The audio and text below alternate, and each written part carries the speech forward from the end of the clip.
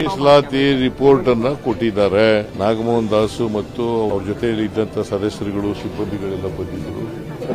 ಅವರು ಇವತ್ತು ರಿಪೋರ್ಟ್ ಕೊಟ್ಟಿದ್ದಾರೆ. ಸೊ ಅದನ್ನ 7ನೇ ತಾರೀಕು ಕ್ಯಾಬಿನೆಟ್ ಮೀಟಿಂಗ್ ಇದೆ, ಅಲ್ಲಿ ಮಂಡಿಸ್ತೀವಿ. ಸೊ ಅಲ್ಲಿ ಮಂಡಿಸಿ ತೀರ್ಮಾನ ತಗೊಳ್ತೀವಿ.